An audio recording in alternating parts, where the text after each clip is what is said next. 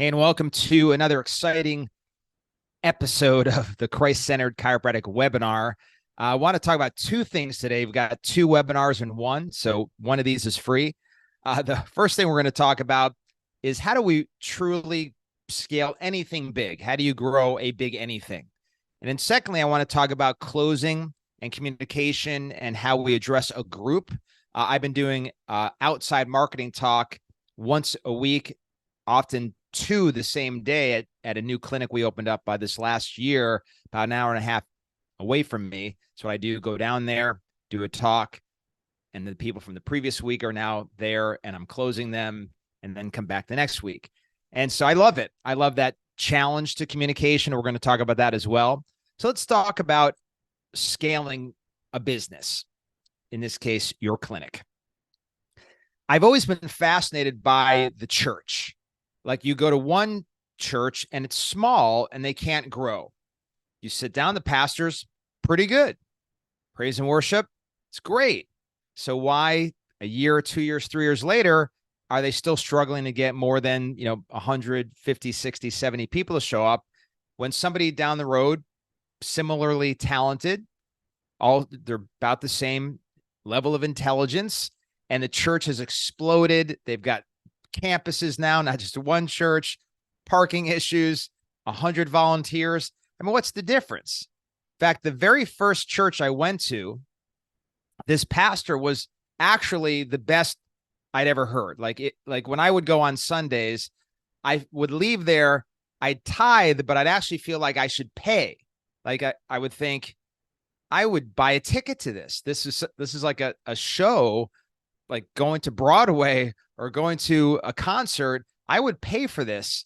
And that church is actually the only church I've ever heard of. I didn't even know this happened, and maybe it happens all the time, but certainly at that moment, I didn't know this could happen. It went out of business. Like, a church went out of business. I didn't think this was a business that could shut down like this.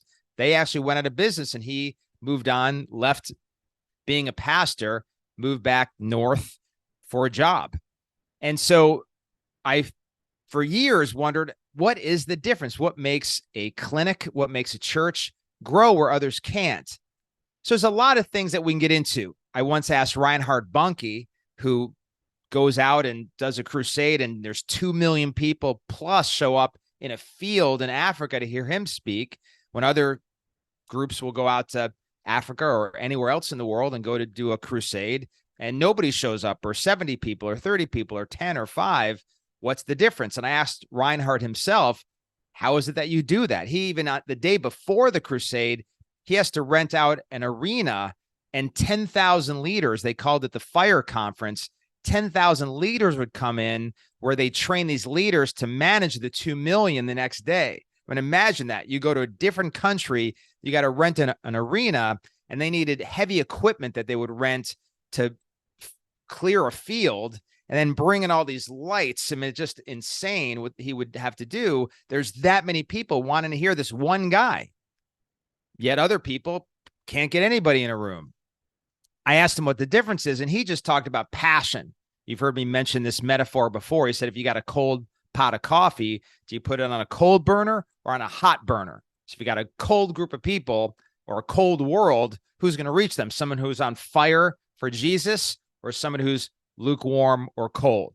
And so, that's the message from the grave, from Reinhard, on the passion side of it. But what else is it?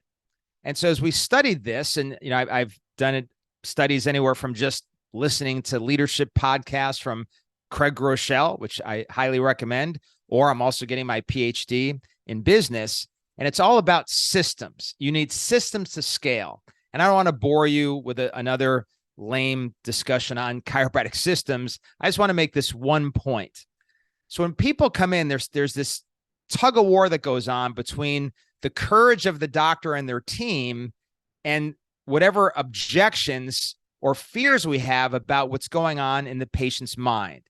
And most teams, most doctors consistently lose that war. They lose that tug of war. They get yanked over. And instead of adjusting the patient to the system, we adjust the system to the patient. And that's really dangerous. It's really dangerous also from a mode of principle and philosophy, we're not here to, and this is a very much a Christian concept, that we're not supposed to adjust our principles to fit the world. We're here to make the world adjust and fit inside our Christian principles and ways of life.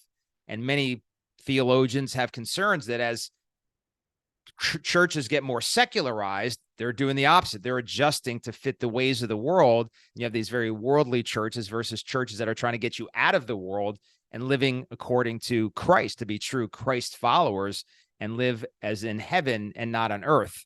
And so that's what we're supposed to do in the practices. There's a very specific principle of chiropractic that we're looking for people to abide by and follow and be true chiro followers.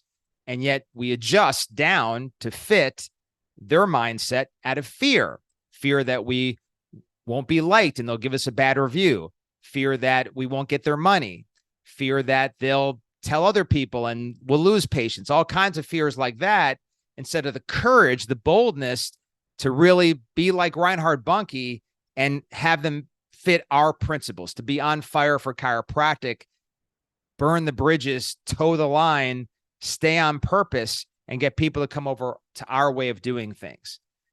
You know, my personal story on this is that when I started, I used to close 10 out of 10 people, 100% of the time. But why? Because I would make an adjustment from my adjustment, sounds like a rough word with chiropractic, but you know what I mean? I would compromise. I would adjust down to fit whatever they wanted. So if they came in, back then we had good insurance. We lost that insurance a few years after this, but I was going 10 for 10 because I'd say, oh, well, okay, we'll just do the insurance part.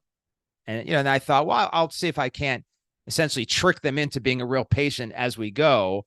But again, adjust down, water down my principles, compromise to get them started. And we'll just do the, you know, the 12 Disney visits that we used to get on the PPO or something, or, you know, just not have them have to bring the spouse, not have to get the kids checked, and just keep adjusting down to changing my system to fit the people. So the big thing here, and actually the webinar I was listening to, if you know the Gracie Barra system for jiu-jitsu, so you can't go to, if you go to your Google right now and Google jiu-jitsu in your area, there's a Gracie studio. I mean, I don't know, maybe if you live in the middle of nowhere somewhere, you don't have that. But anywhere I've been in Florida in the last 20 years, there's a Gracie jiu-jitsu studio, usually 2, 3, or 4 of them in my area. In this case, in Orlando, there's probably 50 of them. And so they have taken jiu-jitsu and brought it all over the world. They're the 8,000-pound gorilla in martial arts now, and they're considered the founders of jiu-jitsu. I'm sure there's somebody that predates them that actually created jiu-jitsu, but when you say, where did jiu-jitsu come from? You say it came from the Barra family. And so, Gracie family.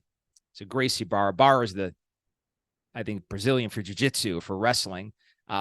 Gracie's the family. So the Gracie family is uber famous.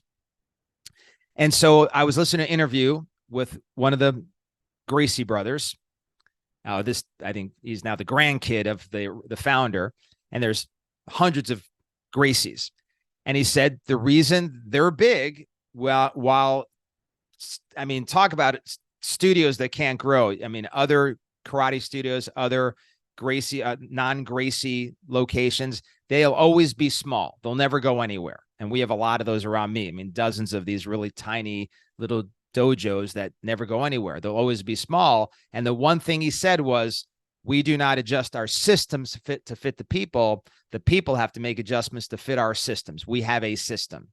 So you guys have to commit. What is your system? It's this way. It's not this way or the highway. It's done out of love and compassion.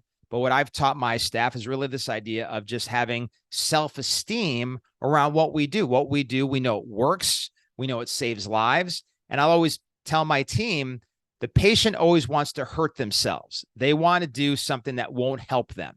They want to do something that will hurt them, allow their problems to further, to decay, to degenerate, to get sick, diseased, and die. That's what the patient wants. So we're not going to adjust our system to fit that mentality. We're going to adjust that mentality to fit our system.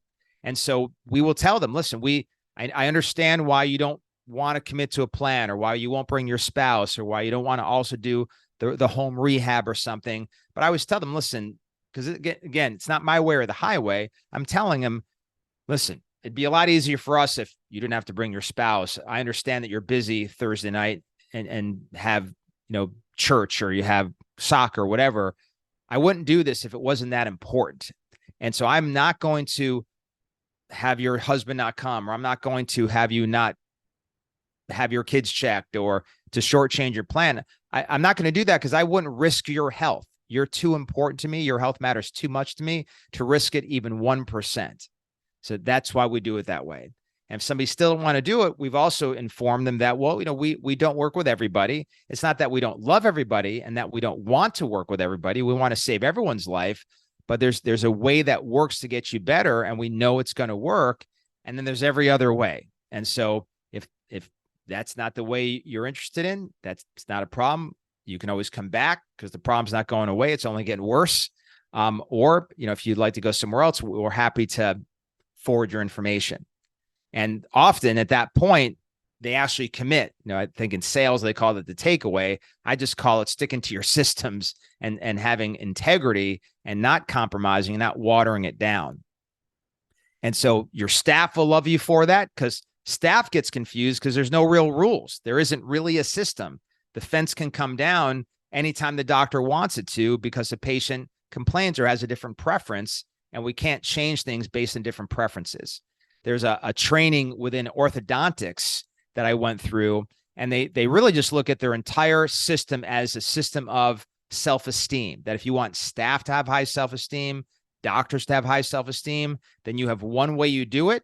People even sign that I agree to do it this way. And even when you start with those clinics, you sign 2 more times that if I adjust at all the system and try to buck this in any way, then I am signing my life away, that I don't expect this to work anymore. And so if I don't want to wear the retainer, if I don't want to come back, wear the rubber bands, come back to get the tightenings, all the things that go on, if I want to adjust that at all, I sign my life away that says I agree that this might not work anymore. And so I'm not going to ask for my $6,000 back. And so they have really high self-esteem. In fact, if you walk into those clinics, the staff is happy and almost cocky, because they're very confident, which is what self-esteem is. It's a confidence. It's a certainty in yourself and what you do. When I walk in other clinics where there's no rules really they hold up, the fences are coming down everywhere, those staff look nervous. They look frustrated. They get frustrated. The doctor's generally not happy with the results because the lunatics are running the asylum, and the P&L is not where it could be. Other part of the talk. So that's the part of the talk on scaling. Requires systems. Again, don't change your systems to fit the people. The people have to make the changes to fit the system. That's how you grow something huge. That's how you end up with a million people, 2 million people in a field, and 10,000 at the fire conference the day before. You're passionate, and there's a way we do it.